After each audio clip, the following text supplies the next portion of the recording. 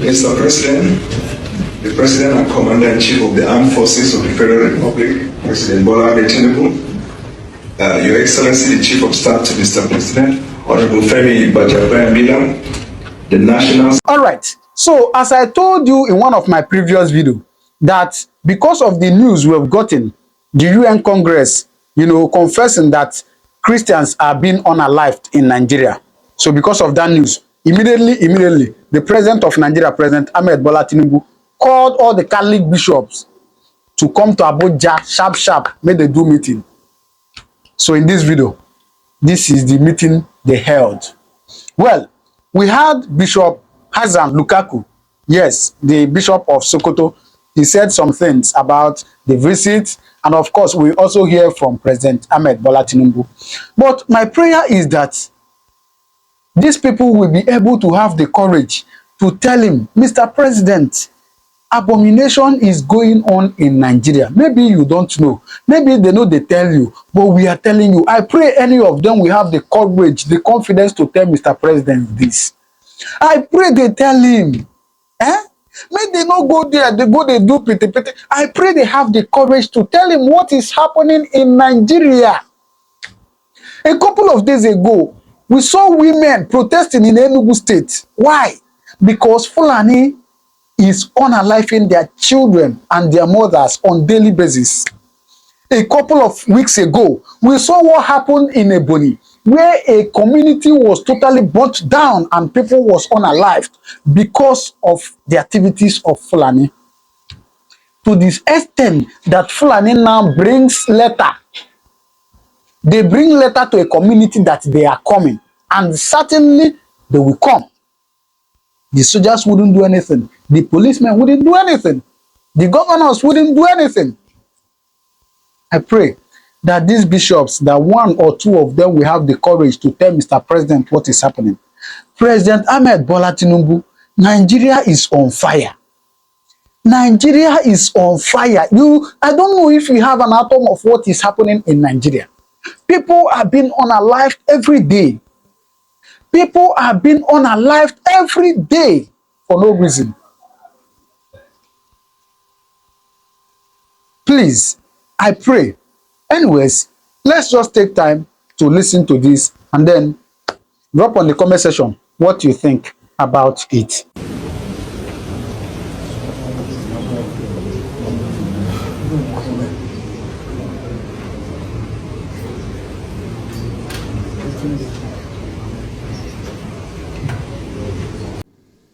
This insecurity, everyone is affected. Christian, Muslim, alike. And I have no religious behind. But, I won't be a bigot. My wife is a pastor of Redeemed Christian Church faith.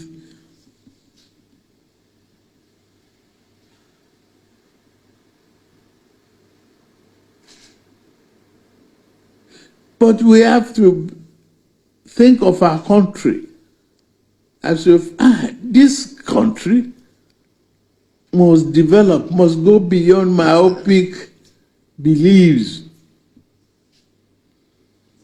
must stand beyond religious bigotry.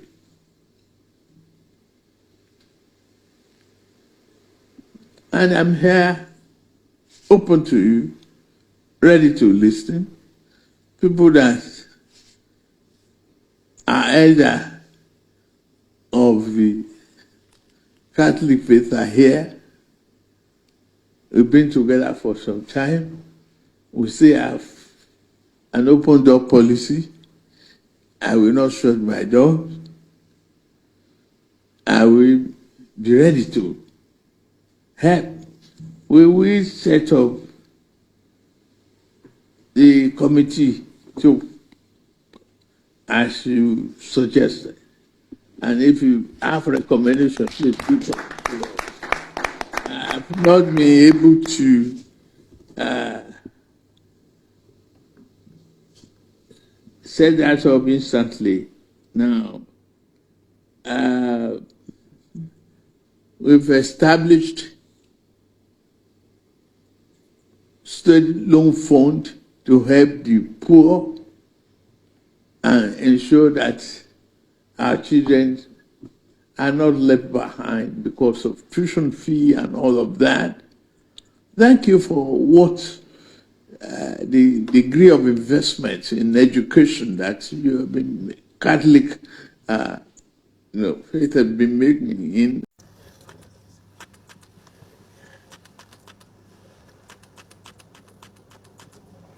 Thank you very much.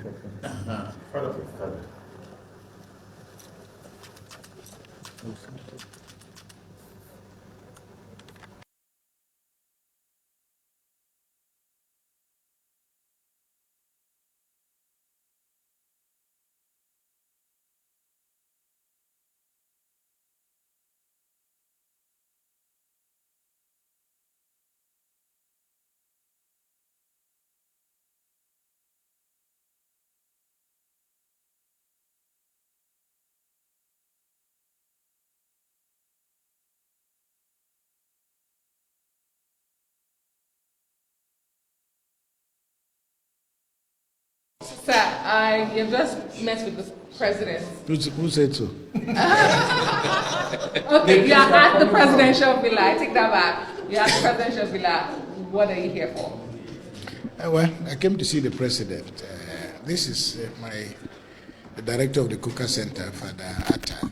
So we came to discuss with the president an invitation we had earlier extended, which we renew, to have a conference in which we would like him to be in attendance, addressing the theme of national cohesion. So that's really what we came to discuss. President Bola Tinubu is clocking 1 year in office in a couple of weeks. Would you be kind enough to tell us what you feel? We know you're someone who has been vocal about Nigeria's past presidents. Can you assess President Bola Tinubu for us? Well, I'm sure many people will tell you that 1 year is not enough to make a judgment. However, from where we all stand, we know that we are all in a very difficult situation. Nigerians are in various levels of pain, and there are pains that are unintended. But that there is also certain policy decisions that hopefully with time can be amended in order to serve the welfare of ordinary people. I believe that the essence of government is to guarantee the welfare and security of ordinary citizens. I believe that the times that we're in now are very, very difficult times, and nobody should be under any illusion. But there are also times for renewal. We just need to commit ourselves to the fact that building a good society takes a lot of time. It's not something that is done in one lifetime. And for me, the most important thing is for us to continue on the building blocks of the things that we think are being done well. My argument has always been that the government needs to very quickly improve the quality of communication so that Nigerians can at least get a sense of how long is it going to be before food is ready. You are concerned about national cohesion. Many Nigerians are afraid that the crisis in the university can blow up such as. I don't know. I didn't come to speak about Rivers State. No, I'm just as a man of God. Well, I don't live in Rivers State. Yes. If you meet look, this is politics, and very often we ordinary people cry more than the bereaved. The important thing is that politicians will fix their problems. Rivers State is a place that is very dear to me because I've been associated with them for a very long period of time. But look, when politicians fight, don't get carried away because they have their capacity to fix their quarrels. And I hope and pray that Rivers State will sooner than later reposition itself because it is not an insignificant part of Nigeria. All right? Thank you, Mr. Chairman and members of the committee, for giving me an opportunity to be heard at a critical time in my country, and particularly my state, Benue. I am Wilfred Chikbana, but appear here as the Bishop, the Catholic Bishop of Makurdi Diocese, the capital of Benue State in Nigeria. I am the shepherd of one of the 4 dioceses, Catholic dioceses in Benue. We have others, Anglican, Methodist, and Pentecostals, which certainly Benue State has a population of about 6.1 million people, 2 million of whom are those under my care as the Bishop of the diocese. Benue State is about 98% Christian, with very few Muslims living in towns. Nigeria and eventually my diocese and the state of Benue have become, in recent years, one of the most dangerous and insecure places for Christians. Christians and Muslims are nearly evenly divided among Nigeria's large population of over 200 million persons. Islamist extremists are fiercely contesting the possession, control, and governing law of the land, especially in the country's northern and central regions, the latter of which is where Benue is located. There are constant ethnic, political, and religious conflicts over land and allegiance. Constitutionally, we are a secular country, but our unity has been fragile. Political and religious actions and even public speech have been carefully managed to avoid accusations of religious bias and political tensions. Today, the clear influence of Islamist extremists has changed the traditional social dynamics of tribe, ethnicity, religion, and the social status in Nigeria. Because just recently, at the beginning of the Ramadan fast, 12 states in northern Nigeria have declared closed schools so that they attend to this. And you can imagine which other country in the world does that. Saudi Arabia is not doing it. Afghanistan is not doing it. Baghdad is not doing it, but then Nigeria is practicing. What kind of Islam are they practicing? 12 states, and not only Muslims are living in these places. What happens with the educational program or curriculum of the country? But this is what we are going through every day in Nigeria. A long-term Islamic agenda to homogenize the population has been implemented over several presidencies through a strategy to reduce and eventually eliminate the Christian identity of half of the population. This strategy includes both violent and non-violent actions, such as the exclusion of Christians from positions of power and adoption of such church members, the raping of women, the killing and exploitation of Christians, the destruction of churches and farmlands of Christian farmers, followed by the occupation of such lands by the Fulani herders, and also changing the names of these villages. They are taking over the places, so you clearly see an expansionist approach and Islamic, and then they are making the people now flee and leave their villages, and they conquer it. The quest to Islamalize the land appears high on the agenda of some of the powerful and influential Muslims in Nigeria. There is a campaign to take land to spread Islam, and there is the hemorrhaging of Christian farmers from the central region of Nigeria and Benue State and Makurdi Diocese in particular, as they are forced to abandon fertile lands that used to feed the nation, which classify Benue as the food basket of the nation. Militant Fulani herdsmen are terrorists destroying society. They steal and vandalize, they kill and boast about it. They kidnap and rape, and they enjoy total impunity from the elected authorities. None of them have been arrested and brought to justice. This is supported by the corrupt system in which we operate and the abject poverty among us, which allow the criminals to easily attract more recruits and prey on more victims. Why is this happening? Is it really a religious war? Like in the past, many jihadists are motivated less by religion than by spoils of war and use their religion to impose themselves. In my diocese, the spoils consist mainly of fertile, well-tended land organized around my parishes or so. The jihadists come and adopt and kill the priests, leaving thousands without support and basic human services.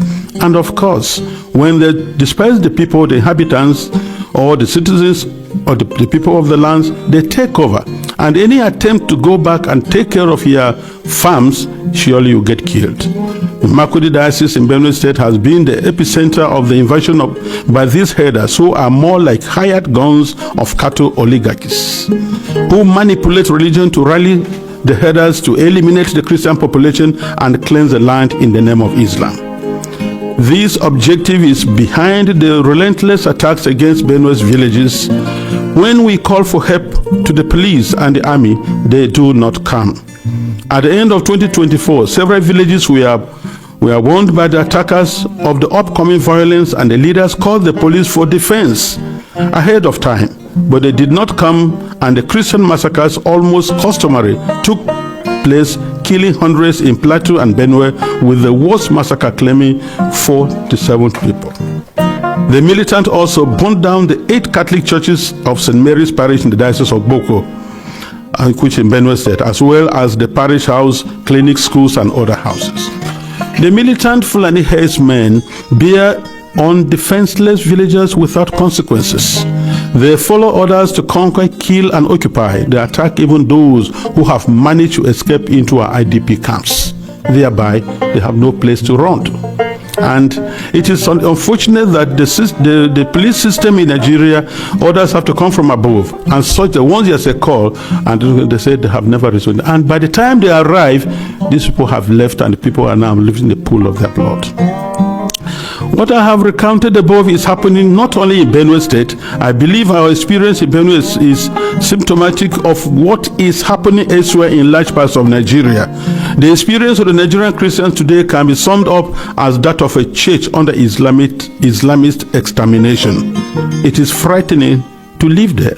Apart from the violent campaigns and attacks against Christian villages, there are now attempts by the Islamic Council of Nigeria and various Islamic groups to impose Sharia law on the Christian populations.